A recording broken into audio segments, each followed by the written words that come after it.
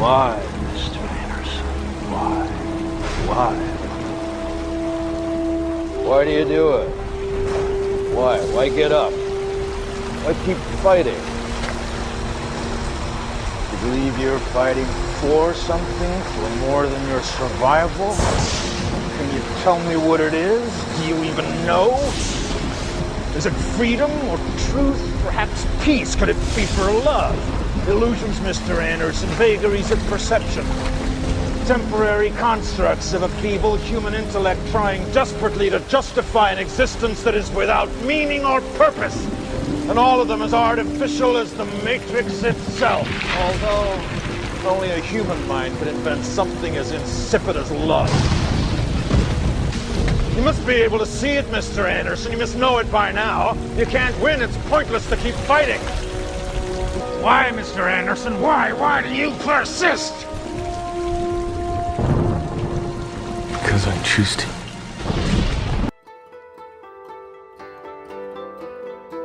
I often say that the ultimate drive of the Gnostics was freedom. But what does freedom mean? Freedom to do what you want? Not really. Freedom to not being oppressed? Perhaps, but not exactly. I mean, the secret book of James does say, "Hearken to the word, understand knowledge, love life, and no one will persecute you, nor will anyone oppress you, other than you yourselves." So what is freedom?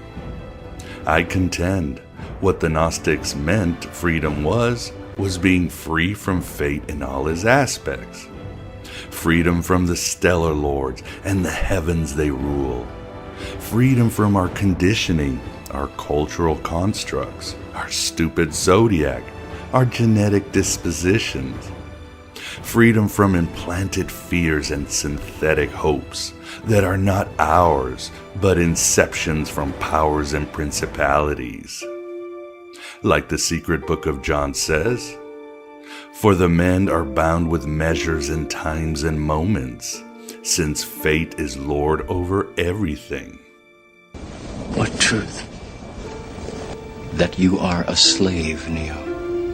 Like everyone else, you were born into bondage, born into a prison that you cannot smell or taste or touch. A prison for your mind. Yes, we want freedom. Freedom to access that brilliance within us that we've all tasted. When those barriers of ego collapse and fiery curiosity and childlike wonder floods our being. Most of what we are is a lie, a Westworld host.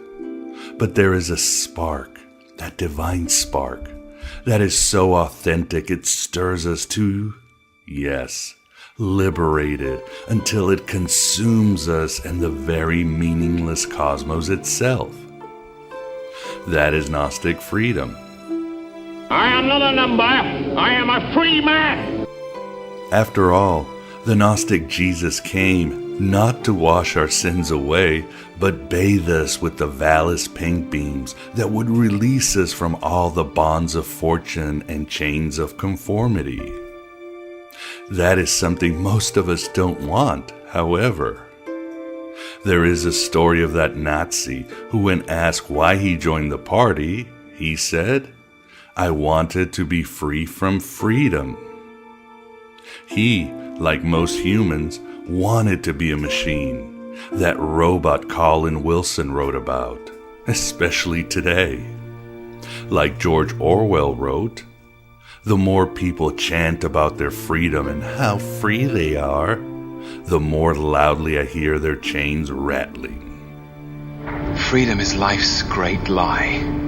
Once you accept that, in your heart, you will know peace.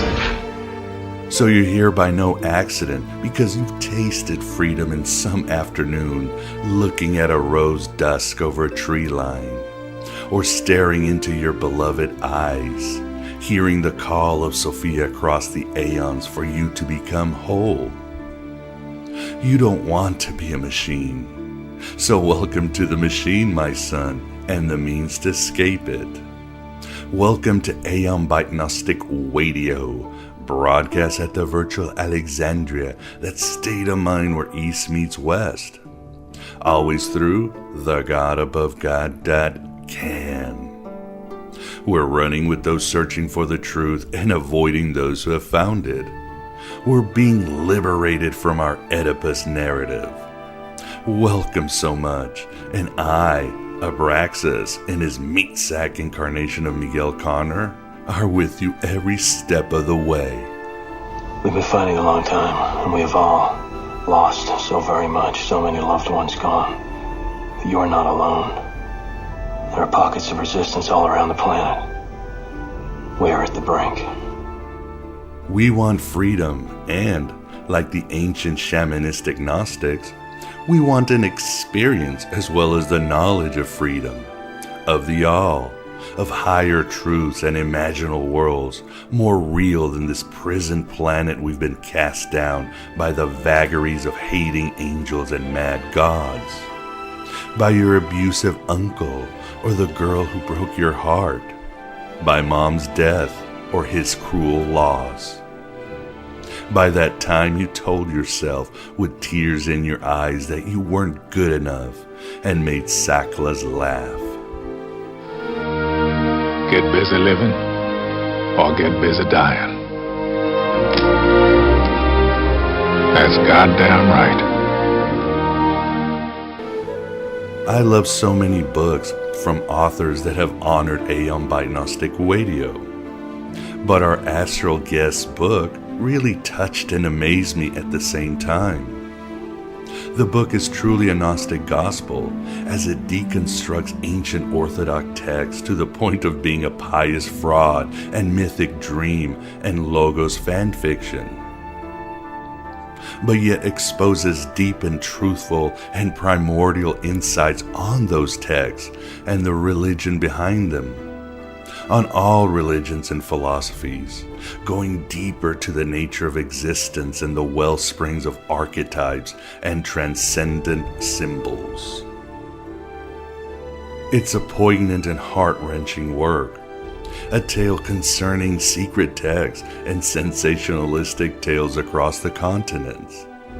And like the Gnostic Gospels, it's a scathing parody that points to serious revelations on the cosmos and its rulers. I have come to think of so much of consciousness as a burden, a weight, and we have spared them that. Anxiety, self-loathing, guilt. The hosts are the ones who are free. Free, here, under my control. And that book is the Gospel of Lie. A grieving Christian searches the Bible for a new Jesus. In addition, this new Gnostic Gospel is also an excellent summary of Gnosticism, as well as an expose on the failure of Orthodox Christianity. And in more addition, the Gospel of Lie focuses on a crucial but misunderstood aspect of Gnosticism. That is the deep and cosmic romance between the Aeon Christ and the Aeon Sophia, emanating across all dimensions and almost every known story ever told, and how they manifest with Mary Magdalene and the Nazarene. There is no sensationalism, just a sound, archetypal tale you'll find more true than true. An eternal fiction that becomes factual when you reflect upon your life as you try to become free from the blue screen of fate. You don't understand by now. You can't stop fate. No one can. It's like a living thing. It swallows us all into darkness.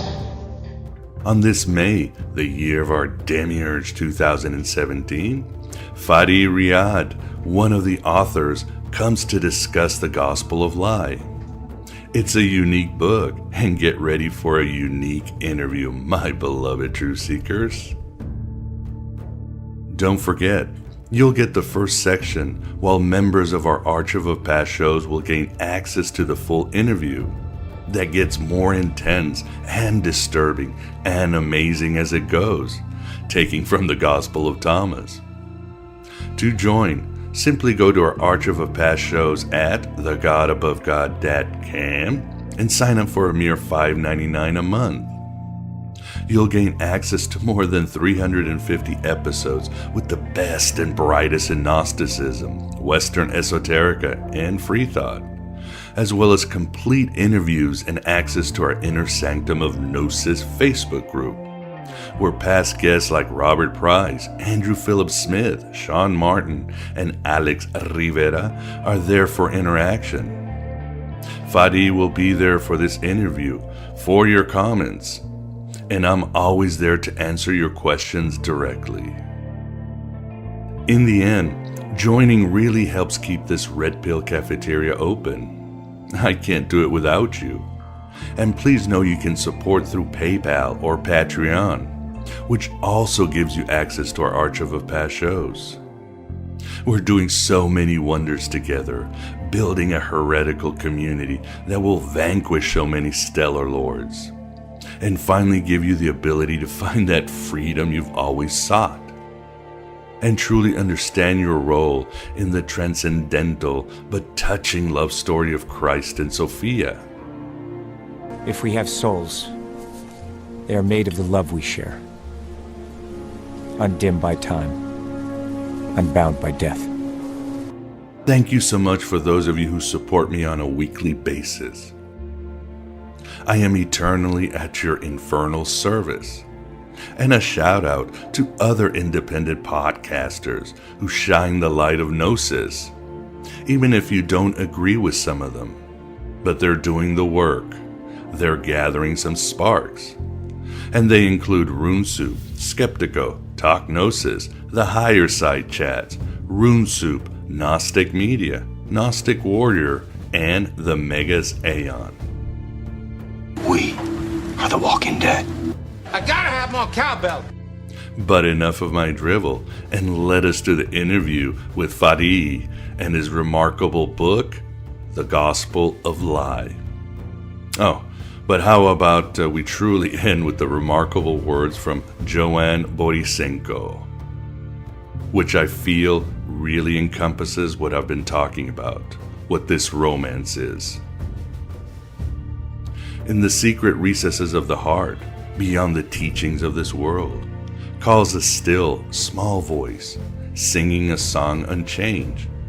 From the foundation of the world, speak to me in sunsets and in starlight. Speak to me in the eyes of a child. You who call me from a smile, my cosmic beloved. Tell me who I am and who I always will be. Help me to remember.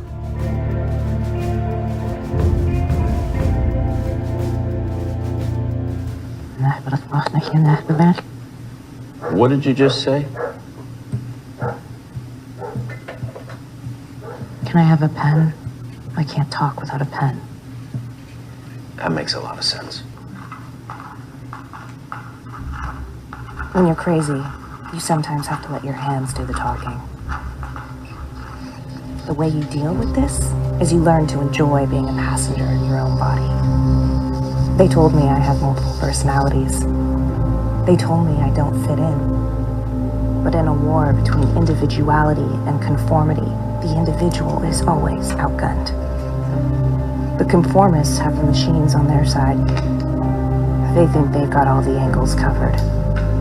But they forgot two important things. Crazy people, we don't play by the rules. This is the Aeon Bide interview, and with us we definitely have the pleasure of being joined by Fadi Riyad to discuss his book, The Gospel of Lie, A Grieving Christian Searches the Bible for a New Jesus. How are you doing today, Fadi? Hi, how are you, Miguel? How's it going? I'm doing great. Well, thanks for being on the show. So why don't we start, as I like to do, with In the Beginning. Tell us about your spiritual journey. Let's start there. All right, no worries. I was born in Alexandria, as in Alexandria, Egypt. Oh, wow. That's awesome. About Gnosticism. I love it. So I was born in the right place, but in the 20th century instead of the 2nd century, where probably I would have... No great library, too bad. Yeah. So I belong to a small group of Christians known as Coptics. small probably by Western measures, but we are the largest Christian and actually largest non-Muslim minority in the Middle East. About, well, estimates vary from 5 to 15% of Egyptians, and Egyptians now, there are 90 million Egyptians. So you're talking about 10, 12, from 8 to 15 million Coptics in Egypt. My mom was very religious, so she would always take me to services when I was young. I grew up in the church, but I've always been a bit different in the sense that I didn't have this herd mentality, you know, like everyone is doing this, you should do the same. I was questioning everything. I remember a couple of Sunday school teachers till this day, and I was giving them headache, you know, having to question everything, having to question the authority of everyone. And around 2001, when I was about 17 or 18, I started to become more of a free thinker. So while accepting the scientific worldview today, I was never really exactly an atheist, not quite an atheist, to quote David Bowie. So I've always had this spiritual side in me. Trying to reconcile spirituality with modern worldview has always been a question that really has fascinated me and also troubled me. How would I be, you know, spiritual, even though I no longer believe in literal things? Back in 2011, I moved to Australia. I'm a pharmacist by profession. So I did some studies to be acknowledged as a pharmacist in Australia, and well, here I am. Why did you move to Australia? In 2011. And what were the reasons? First thing is to find a better place, as in better economy, better income, but also I was never fascinated by the atmosphere in Egypt. Like, it was things are getting quite sectarian at the moment. I've run into trouble quite a few times because of my background as a Coptic. And, you know, stating that you're a free thinker wouldn't make things any better, you know? No, not at all. So you're having someone question you, even though they barely know you, but just because you have a Christian name, they have to question you about Christianity, trying to convert you. And at the same time, I even didn't like the Coptic church, the way they're running things. Like, you know, Coptics can get a divorce if they want to, because it states in the Bible you can't get a divorce unless for adultery. So you don't have really a free country. You're between fundamentalists from one side and between an oppressive church from the other. So it's, not really the best place to be. How did you meet Joshua Lai and embark on this amazing quest? Well, when I first moved here, I was staying with some very distant family. They were, you know, Coptics, quite religious. So I had to go with them to the church. And that's where I first met him. I should probably say saw him rather than met him, because I almost never knew him. Like, we probably only had one conversation in our lifetime. I wish I knew him better, of course, but, you know, he's deceased. And I just saw him in the church every now and then. Eventually, I got a job as a pharmacist. And lucky me, he was going to the same pharmacy. He would frequent the same pharmacy where I worked, so I also saw him there. And we only had one conversation very shortly before his passing away. That was it. Even though one time he made quite a scandal at church. So, but that's it. I didn't really know him very well as a person, unfortunately. And what was the scandal at the church? It's in the book, I believe, but let's hear it. Yeah, it's quite embarrassing. It was a sermon on the Gospel of John. The priest was talking about, you know, the bronze serpent that the Jews have erected in the wilderness when they were being struck by or bitten by snakes. God ordered Moses to erect a symbol of the thing that oppresses them, which in this case was a bronze serpent, and whoever gets bitten by the snake looks at that statue and he is immediately healed. So the priest was quoting the Gospel of John, where Jesus talks about this incident, and he says that this is actually a symbol for the cross. This is a symbol for Jesus himself. That when Jesus will be crucified, and then whoever believes in him, whoever looks at the cross, figuratively of course, will be delivered. And then Joshua Lai, that was not really his name, it's just a nickname. His real name is George, but I don't feel very comfortable, mentioning his full name. He doesn't have any surviving relatives that I know of, but still, I'd rather not mention his full name. Makes sense. Mm-hmm. George interrupted and said, "All right, well, you know what? It does make sense." And him interrupting in a sermon is something that never happens. Nobody would just stand up in the middle of a sermon. Yeah, I've never seen it happen when I used to go to Catholic church every Sunday. Never. Yeah. So he interrupted him, and he drew his attention to another incident in the Old Testament. I think the Palestinians were suffering from hemorrhoids. God punished them for profaning the tabernacle or something, and they had hemorrhoids, and they asked the Jews, or the God of the Jews, what to do in order to be healed. So the answer was, you should make golden statues of hemorrhoids and give them to the Lord, and then you will be forgiven. So I don't want to get into exactly what he said in the church, because it was very inflammatory, but he drew some attention to the parallels between the two stories.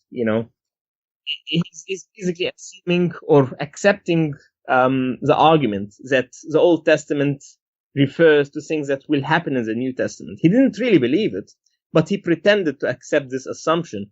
And then he said, all right, you have a snake on a pole, then that's Jesus on the cross. You have hemorrhoids, then that's what? He didn't say it in that way, but you know what I mean. Yes.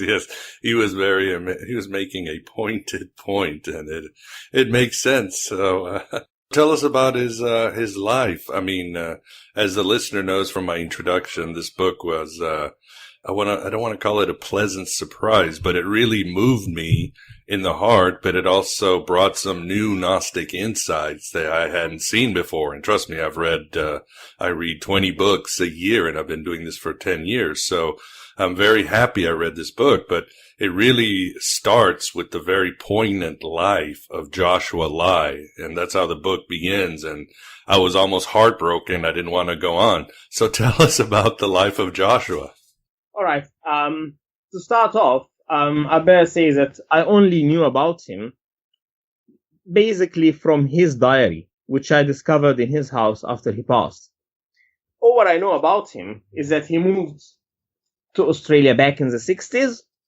It was quite difficult for an Egyptian to move to Australia at that time because they had a white Australia policy. But somehow he got there in the late 60s. He would have probably been described as a wog, which is not the best way to refer to someone of Italian or Greek, perhaps Egyptian background. So that was probably the time when a lot of people from Southern Europe moved to Australia. He was married. He had one daughter. His wife passed shortly after his daughter was born. Then his daughter married an Aussie, which is, we when we say an Aussie here, we mean an Australian. And they had a little girl. So he had a granddaughter called Annie. He was not on the best term with his daughter, but as I mentioned again, I'm being quite careful when I'm talking about his private life. And then his daughter and her husband, they passed in a vehicular misadventure, and he was left to take care of Annie, his 6-year-old granddaughter. This is probably where his story really starts. I mean, in terms of the book.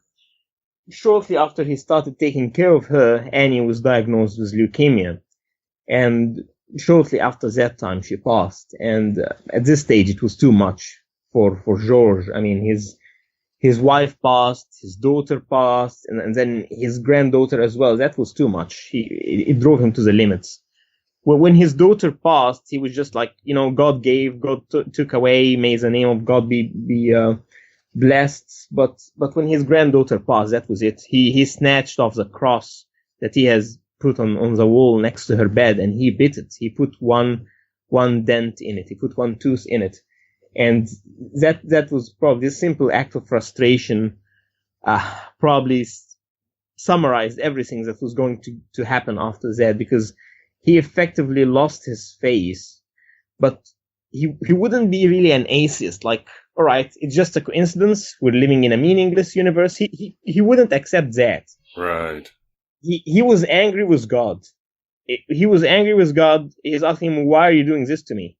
And he wouldn't take it that there is no God, no one to answer him. He wants God to exist so that he can ask him, why is this happening to me? You know what I mean? It's quite, I understand it's quite irrational, but when you go through something like that, reason doesn't make much sense to you anymore. He wants God to exist so he can give him an explanation. Right. Yeah. So after that, he wanted to irritate God into speech. That's probably the best way to say it. Love it. He wants an answer. So he's trying to blaspheme. I mean, his blasphemies were nothing like the blasphemies that you would see in Western media, because keep in mind that he was a highly religious Christian, and he was a Coptic Christian. When you're talking about a Coptic Christian, you're probably talking about pre-Vatican II Catholics. So like hardcore Christian. Right, I get it, yeah. Yeah, so he tried to irritate God into speech. He wrote a book. Unfortunately, I don't have a copy of it. He self-published it. I have the name of it. It's called Jesus Unchrist, or How the Prophecies Were Faked. And in that book, he argued that Jesus was not the Messiah. That the evangelists have, parasitized over the Old Testament and quoted it out of context to prove Jesus of Nazareth was the Messiah. And I don't know. I mean, I don't know why he wrote that book. Was he just venting his frustration, or was he trying to force God into speech? I don't know. He was daring the demiurge to act or something. Then that book fell into the hands of a fundamentalist Christian from America. He's called, his name is Buckley. That's his surname. He just refers to him as E. Buckley, but I don't know his full name.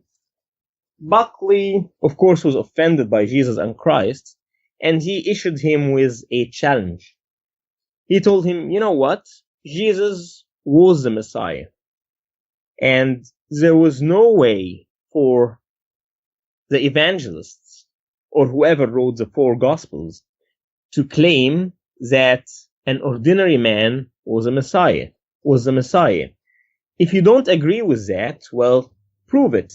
Let me see how you can misquote the Old Testament in order to prove that any Jewish man, like, say, Albert Einstein, show me how you can misquote the Old Testament to prove that Albert Einstein was the Messiah.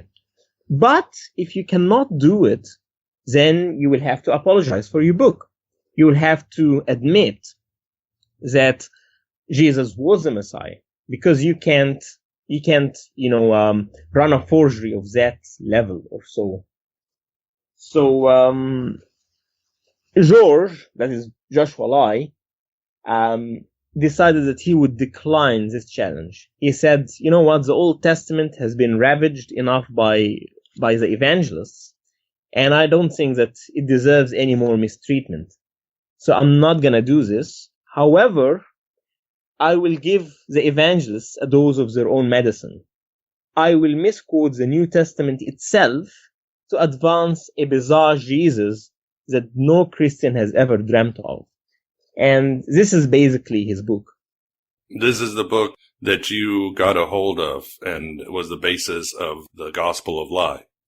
Exactly. It's published. It was written in Arabic, but I published it quite liberally in my own language, and I published it as part 1 of the book because the draft was incomplete, or at least I thought it was incomplete. So I published it as part 1, and then I wrote my completion of it as part 2. And in this book, so Joshua he went straight into Gnosticism as part of his argument. Or is that you? No, that was him. So Gnosticism was brought into discussion in part 1. He talked about it. But before he got to Gnosticism, he basically offered a very brief review of Jesus and Christ, or how the prophecies were faked. So he quickly reprised what he wrote in his first book about how the evangelists, in his opinion, have misquoted the Old Testament. And then he said, well, I'm going to do the same thing to their own writings. And he decided to elaborate 4 rules for his book. The first rule is that he will not make any changes to the text of the New Testament. He will not claim that Jesus did anything that was not mentioned in the New Testament, because that's what the evangelists did. I mean, the evangelists didn't say open the book of whatever book of the Old Testament, open that book and you will find it says this, whereas in fact it doesn't. Well, there are quite a few mistakes. Sometimes it would mistake one book for the other. But generally speaking, the evangelists did not claim that the Old Testament said things that it didn't say. So he said, out of fairness, I will do the same thing to them. I will not claim that they things that they didn't say. However, they have misinterpreted it. They have misinterpreted the Old Testament. So I will also misinterpret the New Testament. This is the second rule, that even though no facts will be altered, the significance of everything will be turned upside down. So Jesus did this. The evangelists say that Jesus did this. Yes, they did it, but they didn't do it for this reason. He did it for that reason. So he will give every action a new significance. And not only that, but he will make that new significance sound bizarre and mythological, because the concept of a crucified Messiah is totally alien to Judaism, and consequently his own Jesus will have to be totally alien to Christians. And the fourth rule is that all these new explanations will be convincing. So you have them there. No changes. I'm not going to make any changes to the text of the New Testament. This is rule number 1. Rule number 2, I will misinterpret everything in the New Testament and give it a new significance. Rule number 3, this new significance will be bizarre and shocking. And rule number 4, it will also be convincing, at least convincing as much as he can make it, So by these 4 rules, he tried to mirror what the evangelists did to the Old Testament. And this is where Gnosticism comes into play, because if you would examine the way the Gnostics have interpreted scriptures, you will find that they have fulfilled all of these, or most of these rules. I mean, most of the Gnostics, they had their own scriptures. They had the Apocryphon of John. They had the secret book of Mark. They had their own gospels, but they also accepted the gospels of the New Testament. And because their ideas were totally alien to Christianity, they had to misinterpret these texts in order to make them preach a Gnostic worldview. And needless to say, the Gnostic worldview itself is quite bizarre to the average Christian. However, if you will read the Gnostic exegesis on scriptures, you will find it to a certain degree convincing.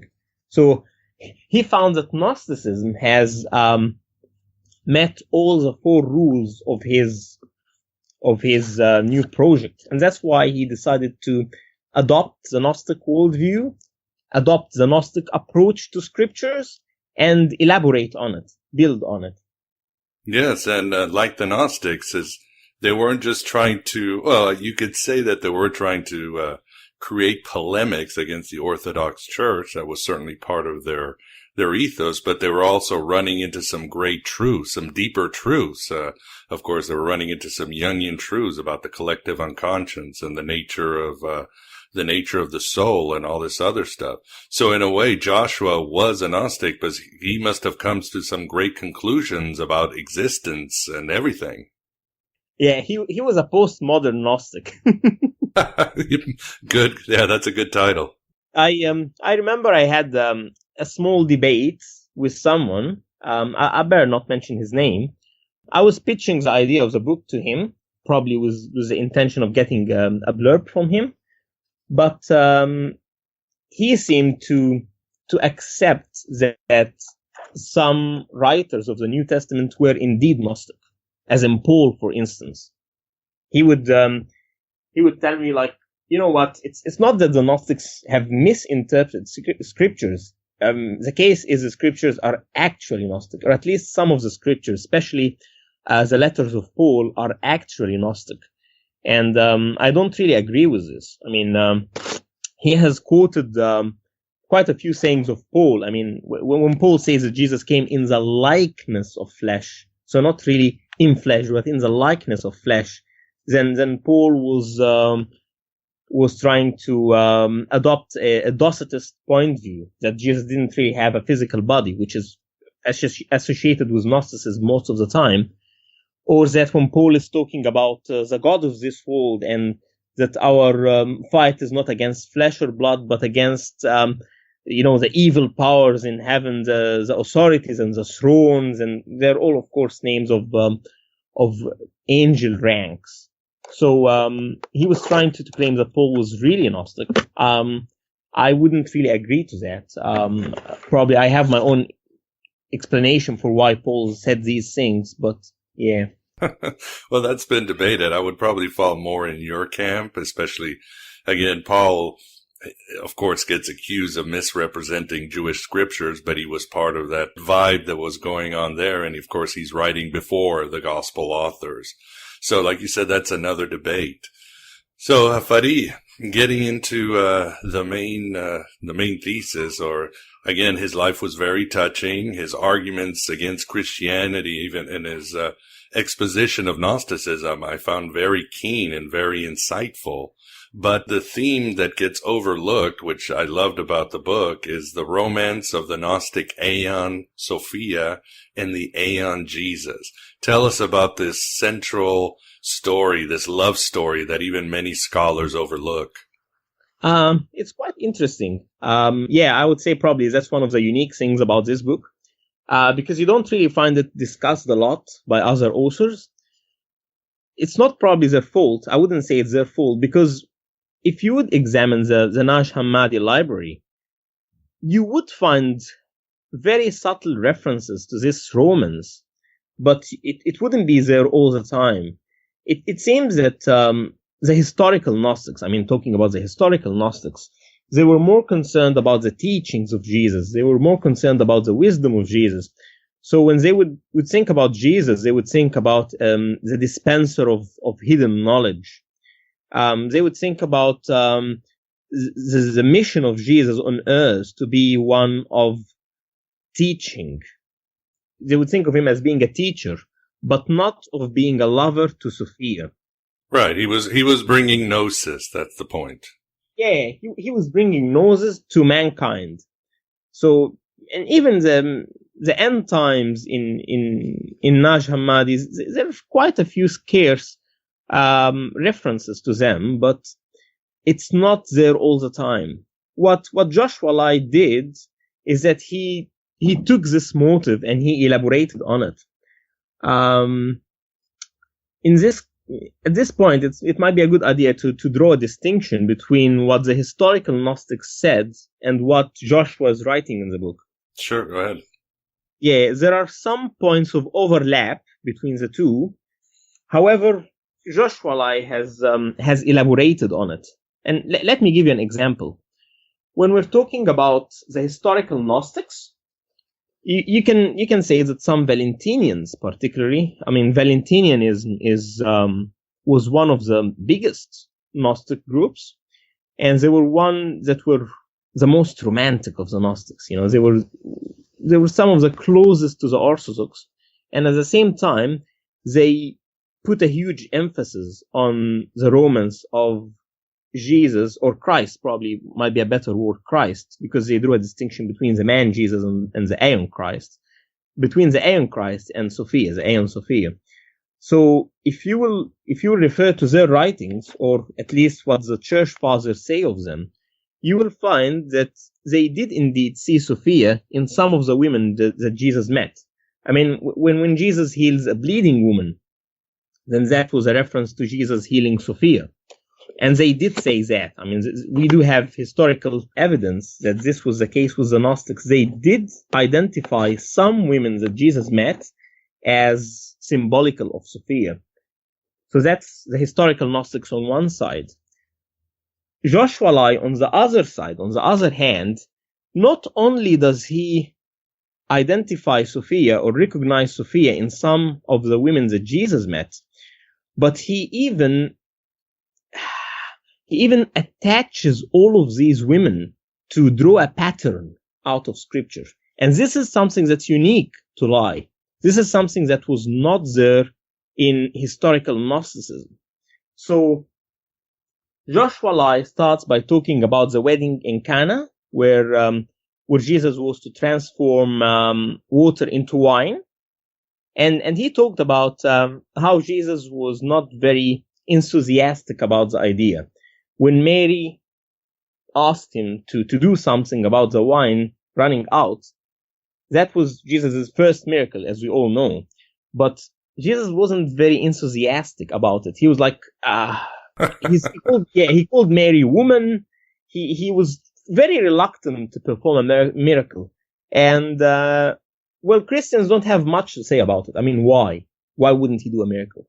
Ask the average Christian. He wouldn't really have an idea. But Joshua Lai found the significance crystal clear. He said that by performing his first miracle in a wedding, Jesus was unwillingly giving a clue to the mission of his life. The mission of his life is that of spiritual wedding. So when you perform your first miracle in a wedding, that will be a clue. And he was reluctant to do that because he didn't want to give a clue to his true nature or to the nature of his mission. And then Joshua Lai starts talking about the women that Jesus met in scripture. He found out something that's quite interesting. Probably a lot of us have overlooked it, is that the first incidents where Jesus meets women, there is always hostility, or at least it's a very awkward and unpleasant conversation. I mean, talking about him in Mark, meeting a woman, her daughter is very sick, and she's asking him to heal her daughter, and he rebukes her, and he pushes her away, and he calls her a dog. He calls her race dogs. He says it's not good for the bread of the children to be cast down to the dogs. So, what? Why would Jesus... No, he's a jerk. Yeah, I mean, why would Jesus say that? Even in John, one of the first women that Jesus met was a Samaritan. And she talks to him. She tells him that she's not married. And said, oh, yeah, you're not married. You've had 7 husbands to you. And the one that's with you now is not even your husband. So it's like telling her, you're a slut, basically. That's what he's saying. So there's always tension in these initial encounters. And Joshua Lai found the significance crystal clear. Sophia has ventured away from the heavenly realm. She has committed spiritual adultery by moving away from her celestial spouse or partner, who is Christ. So when he came back to fetch her, he was sad. He was angry with her. He was furious with her for having left him in heaven. So there is always tension in the beginning, in the very first encounters. And one more thing is that these women were not Jewish. If you will consider the woman in John, she was a Samaritan. And Samaritans they're exactly probably the ideal or typical enemies of the Jews. They're quite related to the Jews, but not exactly. So they don't like each other because they're very similar yet different. And the woman in Mark, whom he calls a dog, she was Greek. So there are always foreigners that Jesus disliked. Because Sophia, when Jesus descended to earth, she was initially a foreigner. She was away from him. She was not one with him. They could not unite back when she was so removed from him. But then, as Joshua traces the women that Jesus met, and indeed, a lot of researchers have noticed that the Bible features a lot of women. I mean, these are incidents that happened 2,000 years ago. Women were not considered equal to men at that time. The Roman law, for instance, would equate a wife to property. If this woman is your wife, then she's your property, just like your slave. So when you're talking about peasants in Palestine, so very, very backwards people. However, there are so many women in Scripture. Why? Joshua found the significance crystal clear. There are a lot of women because these women were not real. They're just symbols of Sophia. And as the Bible keeps on bringing more women, he's trying to let us see Sophia in newer light. First, she is the alienated sinner, but then she is the woman bent double that Jesus heals. Then she is the adulteress caught in adultery that Jesus forgives and spares her life when he propels this bunch of people who were going to stone her to death. So this mob, he pushes them away, he saves her. So now you can see that there is some reconciliation happening. He's starting to forgive her. And near the end of the gospel, you will find incidents where there is a woman who walks in, she is tearful, she's crying, she washes the feet of Jesus with her tears, and she dries his feet with her hair. Or another woman who pours very expensive perfume on his head. I mean, these are cases where there is a woman who is a sinner. You will feel that, you will have the impression that these women were trying to ask Jesus for forgiveness for something that they have done. And Joshua, again, it was all clear to him. This is now Sophia. She is asking him for forgiveness. And when the disciples start to attack her and say, oh, this woman, why did she pour this perfume? She should have saved the money and given it to the poor. Jesus defends her. So now he is no longer angry with her. He's no longer calling her a dog. No, the union or reconciliation has proceeded successfully. And now he is the one to defend her. He has redeemed her. And the final episode of this union was going to happen on the cross. Father, let's wait a little bit before we get to that, because again, this is very fascinating. It's like the story comes alive. All right. Yes, as Philip K. Dick, the maze shifts. And as people know, the canonical Bible wasn't put together at these times. But again, this is sort of a synchromistic vibe where something begins to make sense and the message has always been there. I mean, for the listener too, you have to see that the Valentinians and some of the stories, I think the church fathers talking about, the name of the aeon is really, I think, beloved or consort or like that. It was Jesus, or as you say, it was the aeon Christ. But something I wanted to bring up, and again, this may be my story that's coming alive, but is when Jesus, according to Joshua, comes down, he is fully cognizant of what his mission is, because in my head, I'm thinking of the Gnostic, the hymn of the robe of the glory, where the prince has no idea why he's fallen into this world, but he knows he has this very holy, sacred mission to do. What do you think? Did Jesus know why he had come down to the chaos? All right. To start off, I would like to make it quite clear that I do not believe in this, as in believe in it. But at least according to Lai's book, we might talk about it this way.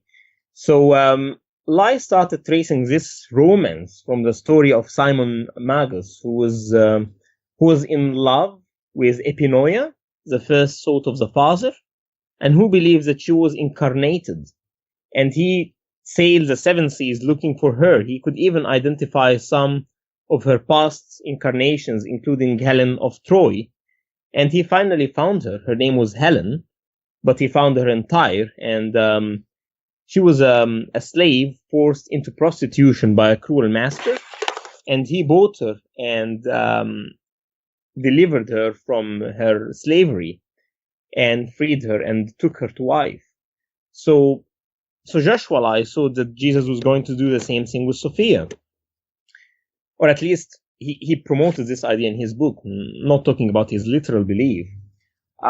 So he saw that Jesus or Christ initially knew who he was, but he had to complete his mission in total secrecy, because the demiurge is in charge of this world. So in this physical world, it's the demiurge who has the upper hand. And if Jesus would show too much power, then the demiurge may intervene and he may kill him before he can save Sophia. So Jesus had to go through it all in secrecy. And even in historical Gnosticism, you will find stories about Christ as he is passing down the planetary spheres where the aeon, where the demiurge and his archons are ruling. He is always trying to change his shape. He's always trying to disguise himself as one of the archons, who are, of course, the evil angels of the demiurge, because he doesn't want to be recognized. He's descending down to earth in total secrecy. And whenever anyone identifies him and he says, "Oh, you are the Son of God. Oh, you are the Son of God," he's like, "Shh, don't talk about it. Shh, be quiet." because he doesn't want the demiurge to intervene with his plans. He's just telling Peter, "Shut up." yeah, exactly. So because Jesus, as a teenager, had too much powers, Joshua saw that heaven had to put him into forgetfulness. He had to forget who he was. And then only at the baptism did he restore his memory. And this was the job of John the Baptist. So John the Baptist was to reawaken Jesus by baptizing him at the right time. And this is why heaven speaks to Jesus and tells him, "You are my son." So it's heaven speaking back to him and telling him, "You are my son, remember who you are." And of course the demiurge would be alarmed by this extraordinary event.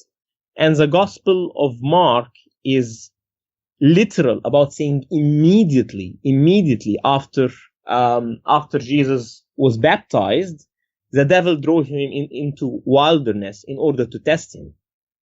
So the demiurge started to be suspicious of this man Jesus. Is that him? Did he come back to save her? And he sends one of his minions, the devil, in order to test Jesus. And Joshua even makes another extraordinary explanation of the actions of John the Baptist. In the Bible, as a matter of fact, in Luke and in Matthew, you will find that John the Baptist is put into prison and he's about to be martyred. So what does he do? He sends some of his messengers to Jesus and they ask him, "Are you the one, or are we to wait for another?" And what? I mean, it doesn't make any sense to the average Christian. Why would he ask this question if he was the one to baptize Jesus? I mean, he knows who Jesus was. Of course he knows. So why is he asking him? And Joshua turns the significance of this story upside down because he is intentionally misinterpreting scripture. So he tells him, you know what? He knew who Jesus was, but he was afraid that Jesus forgot who he was. So he's sending him these two messengers in order to ask him, "Are you the one, or are we to wait for another?" Because he wants to make sure that Jesus still remembers who he was.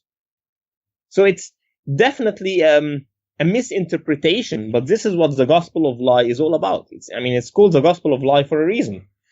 And it does make sense in a certain way. Yeah, it's like it reminds me of the Rosicrucians, who were, as they say, a pious fraud.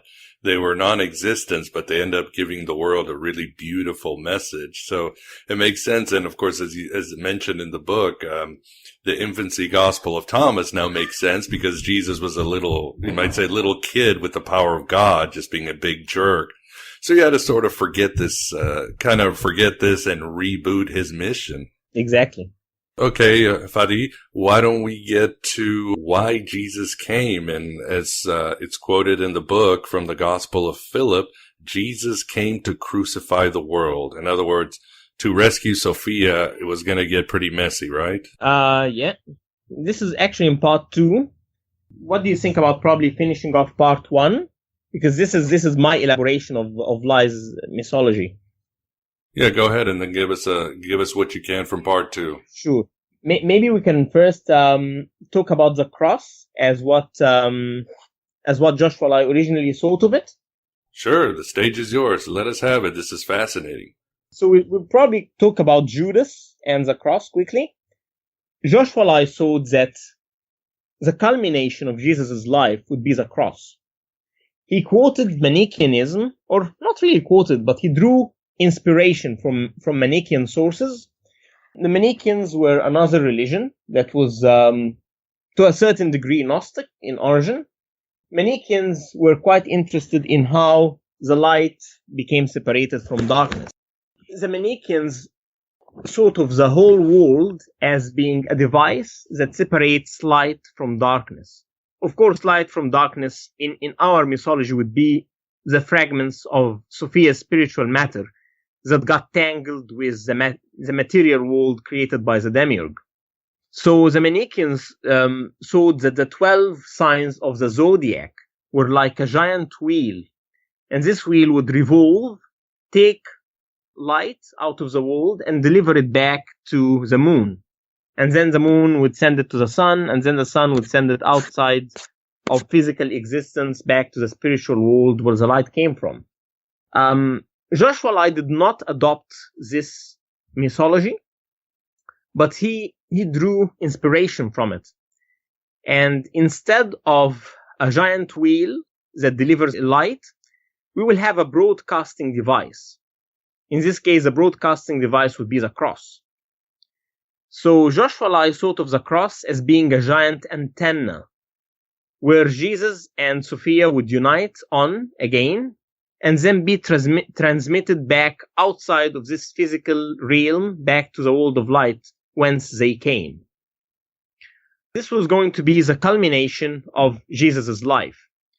And it could only be achieved at a moment when the demiurge has lowered his guard. This moment, at least according to Lai, was the moment of a solar eclipse. You know that in Gnostic mythology or cosmology, the demiurge is usually considered to be the ruler of Saturn. Right, yes. Who is the outermost planet of antiquity. Whereas the 6 other planets of antiquity were presided upon by the archons, or the henchmen of the demiurge. 2 of the strongest of these were the archon of the sun and the archon of the moon. A solar eclipse, according to Lai, was a moment where the archon of the sun and the archon of the moon would come into conflict. They would get into a kind of a fight for supremacy, and this is a time where all the celestial spheres were disturbed, and where all the angels were engaged together in some kind of a battle. So that was the perfect time for Jesus and Sophia to pass by and return back to the world of light without being hindered. So, according to Lai, Jesus had to be crucified at a time of an eclipse. And this is why the Gospels mention that there was darkness on the earth when Jesus was crucified. I'll get back to this point, of course, but before I do that, I will talk very briefly about Judas. Judas was the typical villain turned into a hero by Joshua Lai. I mean, Lai's whole idea was to turn the Bible upside down, so it was totally perfect. It was perfectly normal for him to turn Judas into a hero.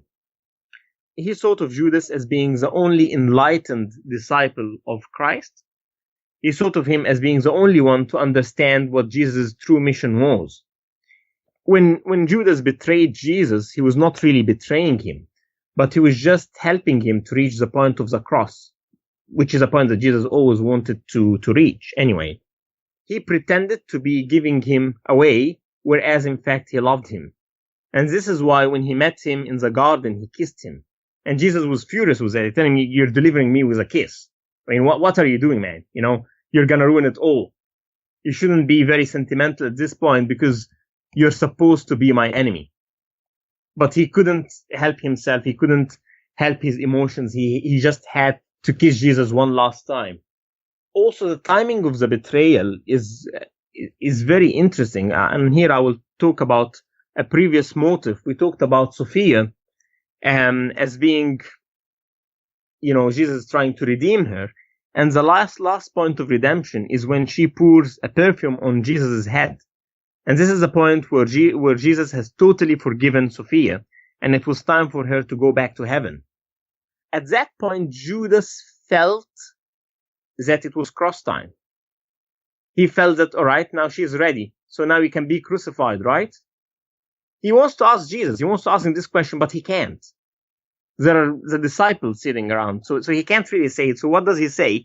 He pretends to be angry with the woman's behavior. And he says, why is she ruining all of this expensive perfume?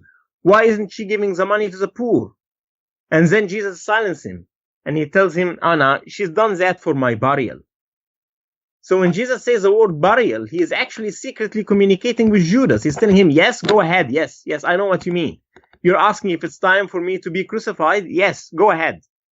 And the gospel is literal. The gospel of Mark is literal. It says immediately after this event, immediately, the Bible says it this way, immediately, Judas goes to the priests and tells them, you know what, I'm ready to give him out. What would you give me? 30 pieces of silver? Yeah, great, yeah.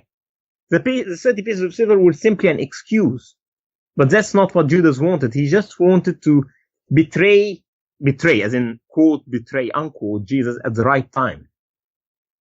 You're following me? Oh, yeah, crystal clear. Very last temptation of Christ. And I have you might say a hunch, a suspicion that as scholarship goes on, as the decades go on, he might be closer to the truth than even most scholars believe. But please continue. Great. So Judas was secretly communicating with Jesus. He's saying, all right, now I can see that Sophia has been redeemed. Is it time for me to is it time for you to be crucified? Do you want me to do it now? And then Jesus talks about a burial. So he's telling him, yes, go ahead. So immediately Judas goes and he starts plotting with the priest to have Jesus crucified. Then it's time for Jesus to go on the cross. What do you think about getting alchemy involved now? Yes, that is true. There's a lot of alchemy in your book. So let's bring it in. This is exciting. It's like watching a good movie. Hopefully Michael Bay isn't it directing or anything, but let's get to it. All right. At this stage, Joshua Lai includes a chapter on alchemy. He is interested particularly in an alchemical treatise written in the 16th century, called the Rosarium Philosophorum, or the Rosary of the Philosophers. Joshua Lai claimed that the alchemists were indeed Gnostics. So he claimed that while the Gnostic schools in Egypt were experiencing a decline, the Gnostics had to flee to modern-day Iraq. And then from there, they had to flee back to Europe. He mentioned that some medieval heretical groups like the Cassars, like the Bogomils, like some Slavonic churches, that they were actually Gnostic. And from that point, the Gnostics had to disguise themselves. They were being massacred wherever they go. They were being persecuted. They were being put to death. So they had to disguise themselves in a certain way in order to escape persecution. So they pretended to be alchemists. They pretended to be interested in the production of gold. And they started tempting the popes and the kings with the philosopher's stone, or the lapis philosophorum, the stone of the philosophers that can transmute metals to gold. And by this alibi, the Gnostics could finally escape from persecution. So Joshua Lai starts bringing into the matter one treatise, which is the Rosary of the Philosophers. Now, these are 20 woodcuts that were published, as I mentioned, in the 16th century. The woodcuts themselves talk about, from a typically chemical point of view, they're talking about the union of mercury and sulfur to produce the stone of the philosophers. But Joshua Lai showed that this was actually a reference to the spiritual romance or union between Christ and Sophia. So in the woodcuts, you have a man and a woman. They're standing above a sun and the moon. And well, I'm not sure if somehow we can get the audience to also see the images. Will we be providing a link to the woodcuts or something? Yes, I'll do that in the show notes, and then an Inner Sanctum of Gnosis. I'll let you post as many pictures as you want when it comes out. Great. So there are 20 woodcuts. They start with a man and a woman who are standing on the sun and the moon, respectively. And then the man and the woman, who are totally clothed, they start to remove their clothes, and then they get into a fountain, and then they make love, and then they die into each other's embrace, and they are resurrected in the form of an androgyne. And then the last woodcut, the 18th woodcut, depicts a lion as eating the sun, as devouring the sun. And the 19th woodcut is the coronation of Mary, of Saint Mary, by the Christian Trinity, by the Father, the Son, and the Holy Spirit. And then the 20th illustration is Jesus coming out of the grave. Well, what does that mean? They're quite curious woodcuts. But Joshua Lai found the significance to be very easy to understand. Now, let's start them over again. He said that the man and the woman are Jesus or Christ and Sophia. His proof is the 20th woodcut, the last woodcut, which depicts Jesus as coming out of the grave. So he says, well, so this man was Jesus all along. And he also claims that the sun and the moon that the prince and the queen, or the king and the queen, are standing on are the archons of the sun and the moon. Now, in many other circles, you will find the same woodcuts being explained as the union between a solar king and a lunar queen. Joshua Lai says that this is not the case, because the king doesn't have the head of a sun, but he is rather standing on a sun. In iconography, when you depict someone as standing on something, it doesn't mean that this person symbolizes that thing, but rather that this is his enemy, and that he is defeating that thing. Just like, in the images of the archangel Michael, you find him putting one foot on the devil as he slays him. It doesn't mean that Michael is a devil. It means that he is the enemy of the devil, that he is going to defeat the devil. Right, yes. Going to slay the devil. So when you have a king standing on a sun and the queen standing on a moon, it means that the king and the queen are going to defeat the sun and the moon. Of course, the sun and the moon are the archons of the sun and the moon. We talked about the eclipse. We talked about the moment of the cross as a moment where the angels or the archons of the sun and the moon being engaged together into a battle, where all the planetary spheres are in chaos because there is an ensuing fight or an ensuing war, and all the passageways to the outer heavens being poorly guarded. So it's the perfect time for Jesus and Sophia to ascend back to heaven without raising much suspicion. So Joshua Lai here is saying that the king and the queen are going to be united, and by their union, they will be defeating the demiurge and his archons. And then after that, they remove their clothes. Now, what does that mean? It means that one barrier between them has fallen apart. There is no one more barrier has been eliminated. They are no longer alien to each other, but now they are closer to each other. Remember, all the motive of spiritual reconciliation between Christ and Sophia. That they are no longer far one from the other, but now that they are getting very close together. So that's why they are naked. They got together. They're getting closer to each other with the ultimate intent of union. And then we have them in a fountain. Now, what is a fountain? Well, Joshua said that the fountain symbolizes the cross, which is the marriage bed where Jesus or Christ and Sophia will unite and thereby ascend back to heaven. But how would a fountain symbolize the cross? Now, that doesn't make much sense, but Joshua is very quick to point out that at the time when the Rosary was published, the idea of the Christian cross being a fountain was an idea that was very well spread in Christianity. And in his draft, he includes a drawing called The Mystical Bath by a painter, and it was completed in 1525, which is very short time after the Rosary was published. Just 25 years before the Rosary was published, in 1525, whereas the Rosary was published in 1550. So by that he claims that the fountain is a symbol of the cross because it's like a gigantic holy grail. The cross is the fountain where the blood of Jesus flew out of him as a fountain.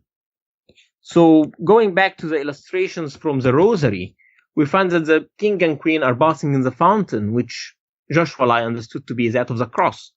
And then they make love, but this is not really meant in the carnal or physical meaning, because Christ, as believed by most Gnostics, did not have a physical body. And Sophia was immaterial. She was never incarnated at all. So this is just purely symbolic. There's nothing really sexual going on. It's just a way to say that they were united together. And then they die together into each other's embrace, and they're resurrected in the form of an androgyne. And this resurrection, this union, is what allowed them to return back to heaven. Now, it's quite interesting that there are two series of woodcuts. After the androgyne, we have the king and the queen being separate again, and they're making love one more time, dying into each other's embrace one more time, and being resurrected as a second androgyne in the 17th figure. But Joshua never discussed this second series of images. He ignored them in his original draft. He didn't talk about it at all. I talked about it in part 2, but we'll get to that later. Jumping to the 18th figure, you have the lion devouring the sun. Now, this makes perfect sense to Joshua. It's perfectly compatible with his mythology. Because as we all know, the demiurge had, or was always referred in Gnostic texts or scriptures as having the head of a lion. The sacred book of John, for instance, claims that the demiurge has the body of a serpent, the head of a lion, and 2 flashing eyes. So that lion is unmistakably the demiurge. And he is devouring the sun. He is punishing the archon of the sun. Why? Because by fighting with the moon, or by fighting with the archon of the moon, he has consumed himself into a vain battle that has allowed Jesus and Sophia, or Christ and Sophia, to be resurrected and to ascend back to heaven. He just lost it. He lost himself into a meaningless battle, and he couldn't guard his planetary sphere. So the archon is punishing, the demiurge is punishing the archons here. In the 19th figure, we have the coronation of Mary. Mary is being crowned by the Christian Trinity. And again, to Joshua it was crystal clear. This is not really Mary, this is Sophia. And these are not the Christian Trinity, they are the eons. The eons are welcoming Sophia one more time back to heaven. She has been delivered. So you see, it all makes sense. If you are going to, that's my commentary on Joshua's work. If you are going to filter out all the little details that run counter to your argument, you will be able to see your ideas anywhere. This is the whole concept of the gospel of lie, misinterpretation. You know? Beautiful misinterpretation. I understand. Yeah. Giving old ideas new meaning and new significance, even better significance by lying about them. Yes, indeed. It makes perfect sense. All right, well, why don't we move on to what you can tell us about part 2, the climax. Give us the taste. Sure. Of course, in the 20th figure, we have Christ as coming out of the grave.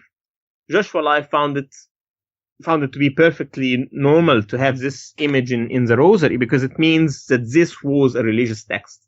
This is not talking about the production of that mythical object, the philosopher's stone that will turn metals to gold. No, this is talking about the spiritual romance of Christ and Sophia. So that was the draft. The last chapter that Joshua Lai includes in his book is the one on the cross. It's just a 1-page long chapter. It's not really a chapter.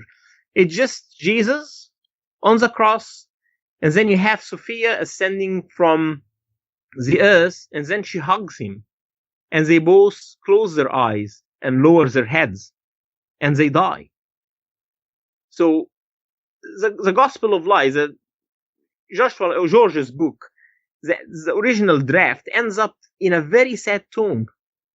George has experienced the passion of the Christ and the cross to the maximum degree, but he couldn't get to the point of resurrection. His gospel ends with the death of Jesus and the death of Sophia. And he even makes a mistake. When he writes Sophia, he actually writes Annie in the Arabic original. His granddaughter. His granddaughter. That's what the book was all about. The book is about a grieving man, and who's Jesus, whose Christ has died to deliver his poor granddaughter. So this mistake, this simple mistake, it gave away the original intent of George. He was simply writing this book for his granddaughter.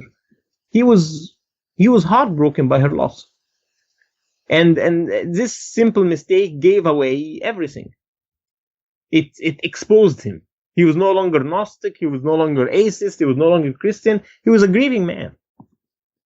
And this is where the draft ends. It ends with Annie Sophia, if I'm to call her Annie Sophia, as in Annie and the granddaughter of George, and Sophia as in one person, dragging her battered and bruised body till she reaches Christ, who is on the cross.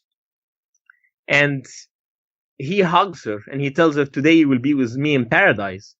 And then he tells her, into your hands I commend my spirit. And he closes his eyes, she closes her eyes, and they die into each other's embrace. And that's how it ends. I don't know if I should have completed it, to be honest with you. And there you have it, the first part of Fadi's interview on the Gospel of Lie. But what happens next? After all, according to Joshua Lai, the union of Jesus and Sophia on the cross meant that all the sparks would return to the pleroma. That meant the end of reality, of the universe. What went wrong, since we're still here? Or did something go wrong at all? Find out in our bonus section, and more revelations from Fadi from the remarkable book, The Gospel of Lie. Just join our archive of past shows at thegodabovegod.com, and it really helps me. And as I always say, if you have holes in your pockets because of the kismet of archons, just contact me and I'd be delighted to send you the full episode. Write your own gospel, live your own myth, just like Joshua Lai did in his tragic life. But I have a feeling he's in a better story now with Annie. So will we all be soon.